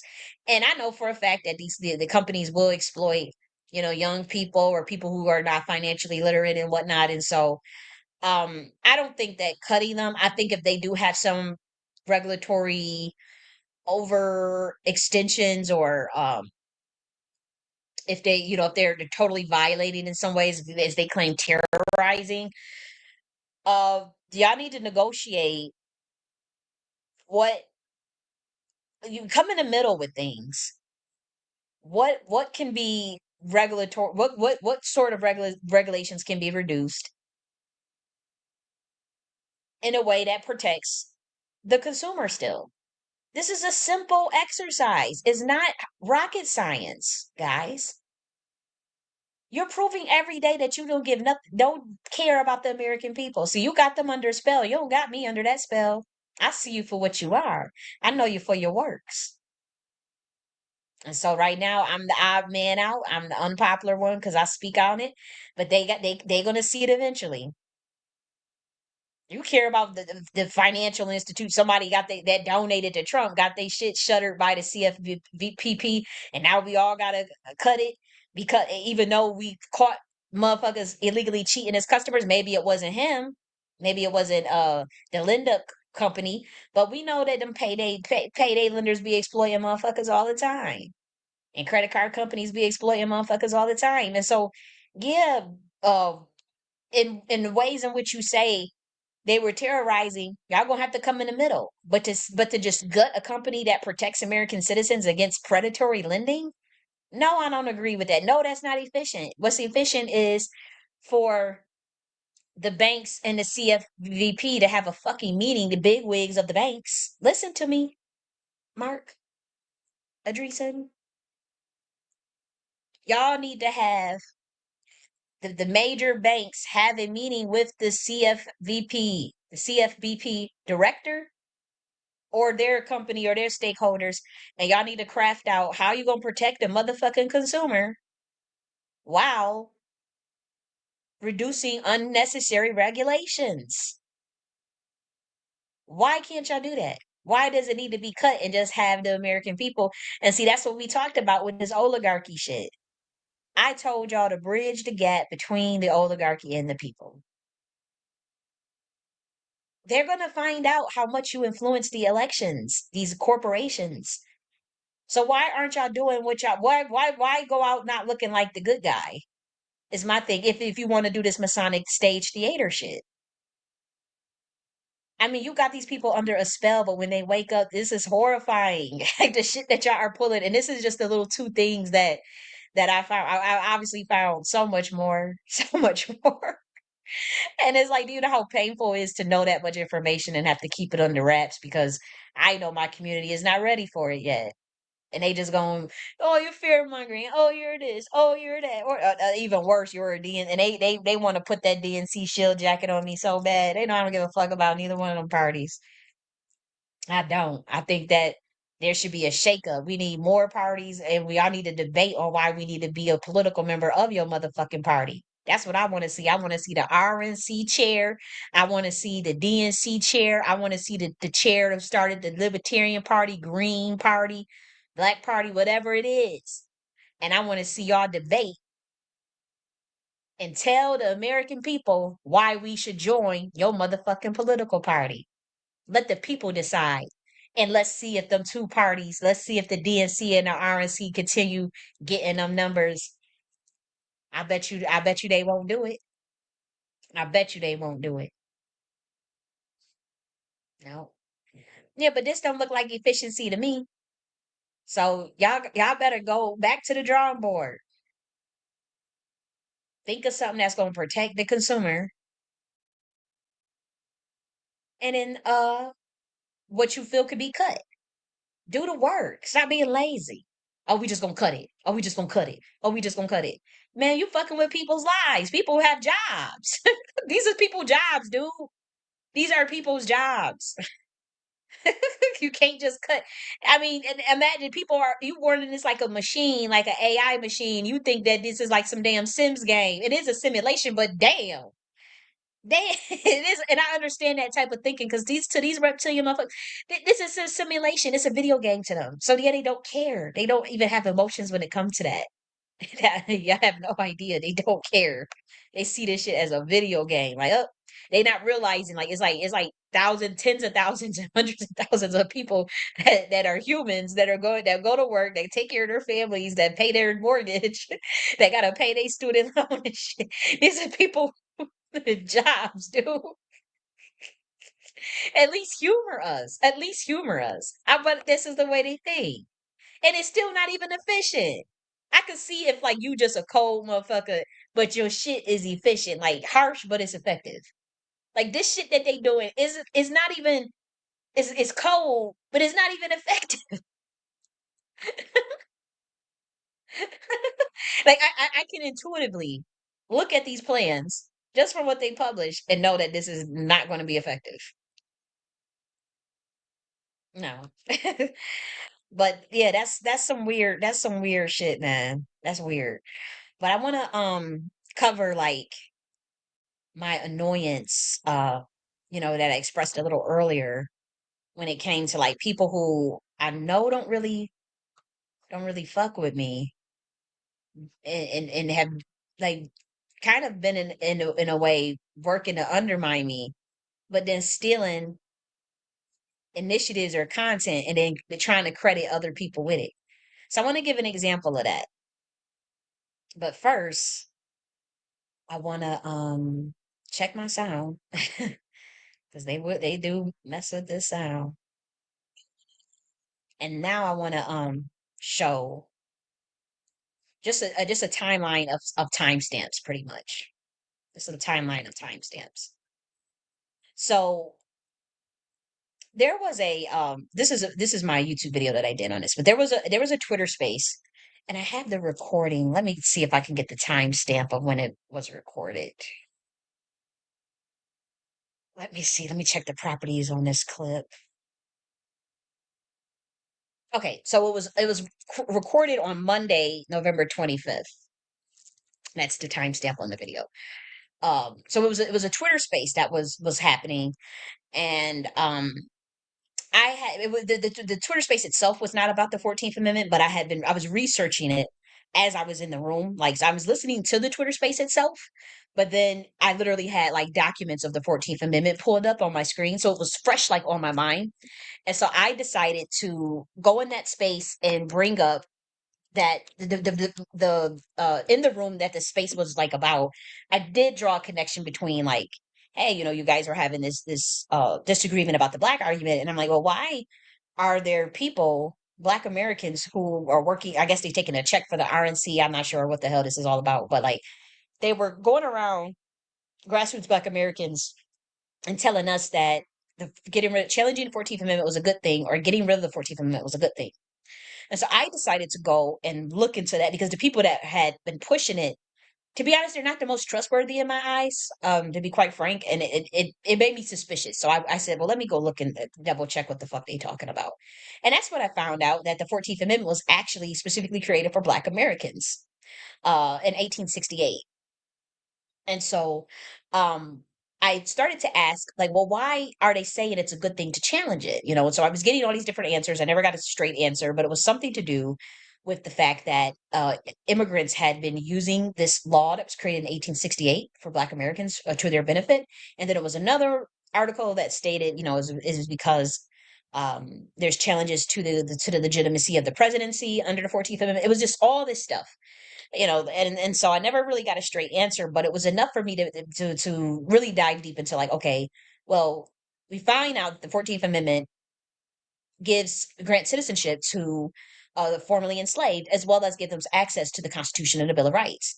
And it also means that nor shall any state deprive any person of life, liberty, or property without due process of law, nor deny to any person within his jurisdiction equal protection of the laws. And so I found out, I said, okay, so this is connected to the Bill of Rights. So I go and bring up the Bill of Rights. And so in that room that took place on Monday, November 25th, um, I was pretty much gaslit by these RNC slaves. They're pretty much paid just like DNC slaves, but they were pretty much like trying to gaslight me into saying that they don't need the 14th Amendment and that they don't need a Bill of Rights. And I have this recorded. I know these are people that run in the same circle of whatever this think tank is, or whatever shit little group they got going on. Um, so I have this recorded space of Black Americans literally saying they don't need a Bill of Rights. They don't need the 14th. Mind you, this was created for them. And they kept saying, we get rid of it because the immigrants are using it. And so I said, well, the strategy would not be to get rid of the 14th Amendment, which gives you access to the Constitution and the Bill of Rights as a Black American.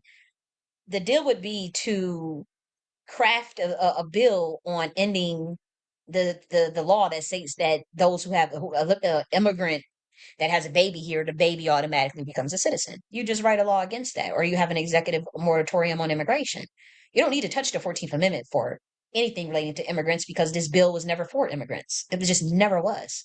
Like it is proven that it never was. The shit was created in 1868. I mean, that's literally says 4 million slaves. And so if there was a misinterpretation thing, then the judiciary court should stop fucking misinterpreting it, not mess with the 14th Amendment. And so I was saying that, and the Twitter space, they proceeded, Black Americans, they proceeded to say, we don't need a 14th Amendment. You're just scared because you can be deported and you're an immigrant. You're just scared because you're scared of being deported. Because I'm like, dude, it's your Bill of Rights.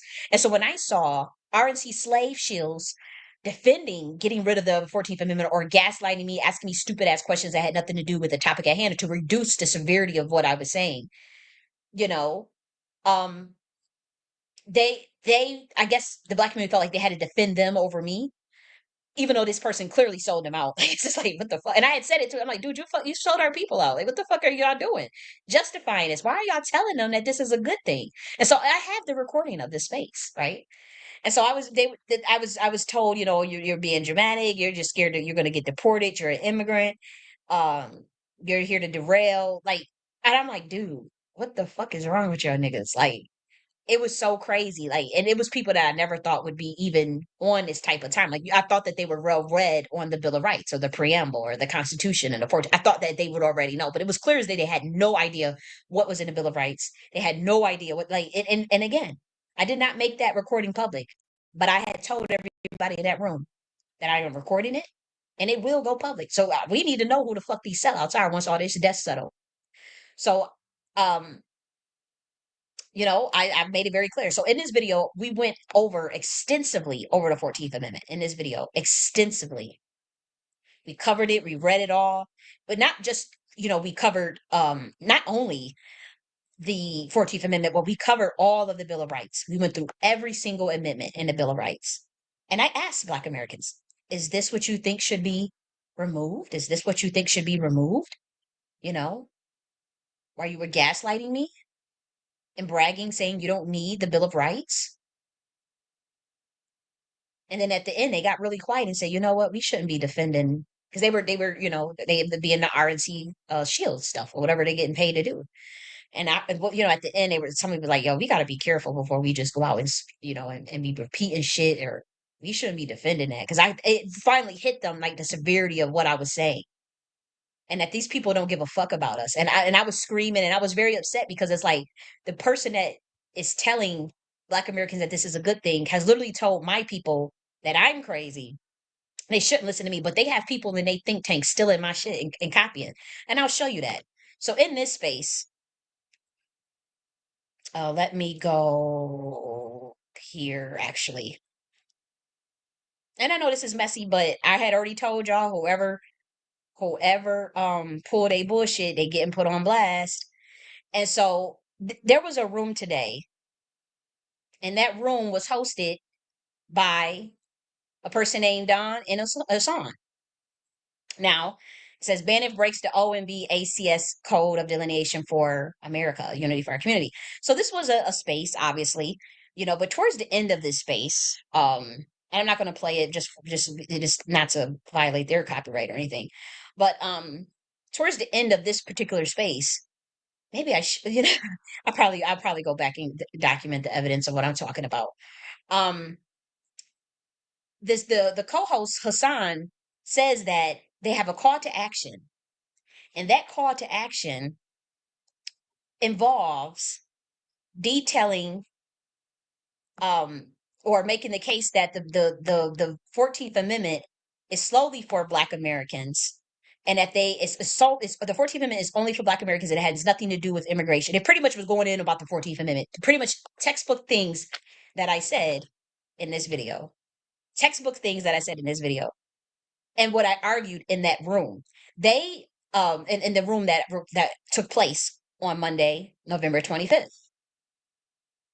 This person proceeds to say that it was talent, this person right here, that pointed out that the 14th Amendment is solely for Black Americans and that we need to make sure that we get that on the books and that they interpret it. Mind you, in the space that was November 25th, this person, Talent, sat in that space the whole time where I was up there screaming and hollering and making my case in a recorded space, mind you, that I have, and saying that, look, this is a huge oversight. We need to make sure that this 14th Amendment stays on the books and it is not challenged and there is no executive order for it, and that we need to get the proper interpretation. The proper interpretation is that this is solely for Black Americans.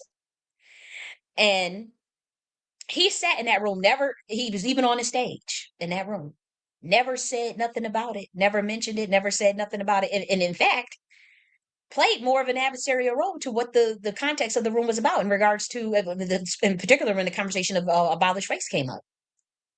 And so they were like, Talent came up with this. Talent gave, and I'm like, Talent didn't come up with shit. Because if he was going, he didn't say nothing that whole time he sat in the room.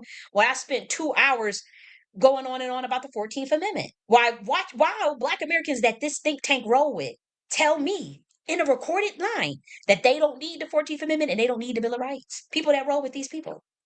That's what they told me in that space. That they don't need the 14th Amendment. They don't need the Bill of Rights. But they said Talent was in that space the whole time. He didn't say nothing. So Talent didn't come up with that. And then on the 27th, 2 days later, I was so worked up, especially because a person had lied on me. The person that told Black Americans that they don't need the 14, that the getting rid of the 14th Amendment was a good thing. He's a COINTELPRO agent, and so he had to go and tell people. He brought me up randomly in his space. I had nothing. I didn't even say anything about this dude publicly. I write, and maybe I talk some shit on Twitter or whatever. But I'm talking about in a minute. I'm not saying I never said anything publicly about it, but I'm talking about in a minute. Like this happened. I'm going to say on the 26th. It was random. On the 27th, I want to say it happened on the 27th, so it was random. And he lied about the nature of what I was discussing and whatnot, and the seriousness of what I was talking about. Mind you, I had the space recorded. That's how wicked these people are. Now he said I got in there and just in that space on the 25th and just was talking crazy, but I did a whole 3 hour video, 4 hour video talking about the amendment, the 14th Amendment in the Bill of Rights. And then all of a sudden, they want to have an initiative for the 14th Amendment. And they said Talent came up with this idea. He didn't come up with this idea. I came up with that idea. And it's not about getting credit, but I told y'all motherfuckers, y'all is behind on a lot of this blacklisting shit that I'm dealing with. And so I'm not allowing motherfuckers that I know don't fuck with me or in on covering up some shit that I know that they know and then go and copy my shit. It's gonna be put on blast. It's as simple as that for the world to see. And I should play that part where they were saying, yeah, I am, matter of fact, fuck it. Where they were saying that Talent came up with it. So that they will go back by the language for you to initiate. No, that vibration is too low. I can't even fuck with it right now. But I'm just letting y'all know. It's right, it's there. You gotta scroll. I don't have time to go and look for that shit. I'm not that worked up about it, to be honest. But I just find it sinister because it's like it's not like these people support me or if they if it was like we was cool, then I wouldn't even give a damn. Like I'd be like, okay, yeah, whatever. I'm glad that they finally took it serious. I'm glad that they took it serious. But these is people. This dude sat in that room on the 25th. He said, I saw him. He spoke in the room. He never said nothing. He never backed up nothing that I said about that 14th Amendment. Now you want to go and run and act like you came up with that? You didn't come up with nothing. Because you should have said something in that room when it came up. But no, y'all let Tariq go and make it seem like mind you, I recorded that whole space. Thank God I did for evidence. He goes and he mentions the space that I'm talking about and says that I was just talking that I'm a moron but y'all stealing my ideas. But I'm such a moron. And it's at the end of this video. I should be thorough and just play it through because it's about being thorough. As we said already, for about 2.5 years. We understand. Yeah, I have to just for thorough reasons. But that's the cost of us evolving and growing in current day law. And that makes a difference for him and how he feels. And that's to be respected. Okay. But we have looked at it again for the Unity for Our community, that we're not just arbitrarily pulling this stuff out. We were up this, and we know a personal position, not below Okay, this, I'm just and fast they are forwarding a bit. working. Need to pay them. I appreciate that, and they hear you, because know that they are here in this space. It's well in that direction. Sure. So we have the first one is to encourage everyone. Okay, So this is where they talk about the call to action part. let me back up. So the first one is to encourage everyone to participate in the upcoming ACS, so that people will know when the next meetings are. That would be great. And we're encouraging you, when you do call into the OMB, that you request for the code 3020 to add BANF into that code, and that you request for code 30, how these terms are exclusively for the descendants of the emancipated people in 1863, of the Emancipation Proclamation of 1863, and then the 13th Amendment, that those terms exclusively belong to those descendants. Where you can cut and paste it, we just didn't get a chance. That would be great. And we're encouraging you, when you do call into the OMB, that you request for the code 3020 to add BANF into that code, and that you request for code 3025 to add Negro Freedmen into that one. So that was our first one. The second call to action that we're encouraging our community to do is to begin to initiate the conversations around BANF, and how these terms are exclusively for the descendants of the emancipated people in 1863, of the Emancipation Proclamation of 1863, and then the 13th Amendment, that those terms exclusively belong to those descendants. And that's why we're encouraging the OMB and the census to what do you call it? Get rid of, in layman's terms, African American, and just allow the Sub-Saharan African category and the Caribbean category to stand alone. The third action that we're encouraging people to do, and we're going to put together a more comprehensive package for everyone, is that we're trying to help people paint the picture of who the 14th Amendment was intended for. See, that's it right there. They don't have a comprehensive package because they got the idea from me. But watch this. You heard it yourself. The 14th Amendment was intended for. That it wasn't intended for minorities.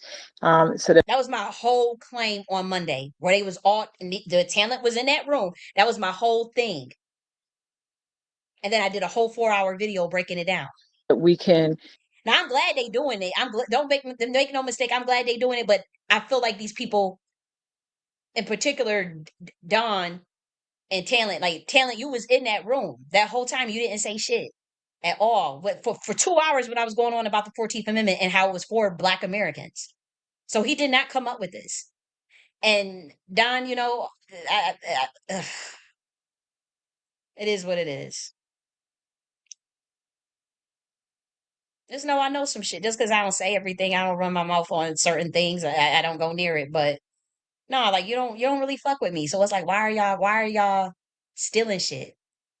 Like my order is a think tank that that does act as an advisory role. But it's like, how you involved in blacklisting a motherfucker, or trying to paint a narrative of me of being crazy, but then you stealing my fucking ideas and shit. And then giving this to saying talent ain't come up with this shit. And you see how all these people follow me, because they don't follow me because they fuck with me. They follow me because they over there stealing shit. They don't really fuck with me. You know what I mean? And so it's like, why like, what the hell? Y'all gaslighted me in that room.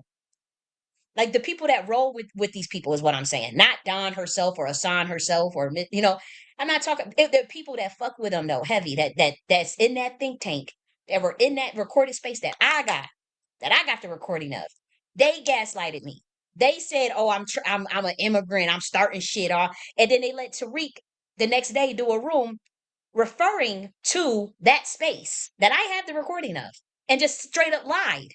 Just straight up lie. Like I just was tripping about this 14th Amendment. Now, what this lady just said was exactly what my whole point in that video was about for 4 hours, and what my whole point in the room was about. They purposely gaslighted me. Kind of move forward the conversation. And this came from, well, this came from talent, to be honest, because I was thinking on this on the same lines, and then I heard talent say this in one of our spaces where he said, we can kind of trim the fat off of this if we're able to move forward with showing how the 14th Amendment was exclusively for those who descend from U.S. chattel slavery. And in doing that, we And the reason why I'm saying that they didn't know, because in that recorded space that I got, nobody knew that it was specifically for Black Americans until I told them. Because they kept saying that's for immigrants. We don't care about the Bill of Rights. We don't need the 14th Amendment. And I said, dude, it was created for us. And they made it seem like I was lying, like I was making that up. And Talent was in that space. And he was on the stage. Why did if he came up with it, why didn't he say something then? can help. And why y'all let Tariq refer to that room that I have the recording of and say that I was just a moron and crazy for talking about the 14th Amendment, that it was solely for Black Americans, and that it should not be challenged, and not in the context in which it was told that it would be challenged. It didn't make any sense because it has nothing to do with immigration, and that was my point. I didn't lie about that. It wasn't me tripping. It wasn't me, like, this is facts. And I had to do a whole 4-hour video breaking down the 14th Amendment and the Bill of Rights. And only for this particular think tank, to act like they just got the novel idea. And I'm telling you, that's why they should always be going up in flames, because they're not righteous. They're not righteous people. They sit up there and know what I'm dealing with behind the scenes, and Don knows in particular. Don knows. And that's why I'm looking at you like, what the fuck kind of shit is you on? And y'all sitting up there and was still now. If I should have just if I said nothing, what then? What with you niggas? You get one off the one time, but if you think I don't see what y'all doing, then what? They trying to cover up the fact that what they did. Now they got to actually go back and make up some work to fight for. They got to go back and actually make up them not tampering with that fucking 13th, 14th, and 15th Amendment. All that shit is just for Black Americans. It ain't for nobody else. And that's what we trying to tell y'all. Nobody knew that before the election. And they weren't gonna say nothing. They weren't gonna do nothing until I brought it up and acted a plum fool and did a 4-hour video. Because now it looks like, okay, y'all the one that told us y'all was pushing this RNC shit, and y'all covered that up. And eventually it will get out. And see, now they got to go back and double track. I better throw Tariq ass under the bus, because he was the one telling niggas that getting rid of the 14th Amendment is a good thing. Kind of trim off some of the fat of the minority classifications and immigrant classification when it comes to them accessing set asides that were specifically for this group. So those were the three Okay, so that's all. But I'm just giving y'all an example. And again, it wouldn't be a big deal if these people, fuck with me. But these are people I know. Well, if I'm going through something, or they even know shit and they don't have my back, so it's weird. It's like they look at everything as a competition, even when a motherfucker is not even thinking about their ass or competing with them. And then they always did that in that little clique. They always did that. And I don't see how they can't see that. They don't get that. That's not the way to move after what happened with in Cali, and with the shit, that the fallout with all that reparation and shit. They still can't see that is not the way to move. Sad. But I also wanted to share. Now we want to do just like more some lightweight shit, some more party type shit. I don't want to uh keep it so serious, but I just thought that this song was so dope, and I wanted to share with Black Americans. I do have to end it on YouTube, unfortunately, because of the copyright stuff. Let me pull up the song first and then share. But I do like to end it with some cool um songs and whatnot. Or even, matter of fact, I want to play the red dress scene first, because this is how a lot of us feel. Like those of us that truly get it and we understand. It's like I feel your pain, man. This shit is literally painful. when you when you are aware, and when you can see through the bullshit.